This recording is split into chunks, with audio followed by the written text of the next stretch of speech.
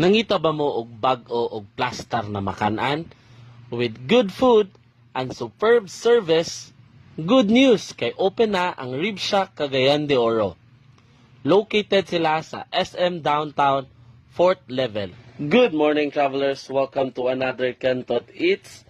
And yes, naata sa Rib Shack and excited kaayo ko kay first time nila sa Cagayan de Oro and I heard so much about sa ilang food and most recommended ni sa ako mga kaila na dapat tilawan kay lagi barato na, lami pa.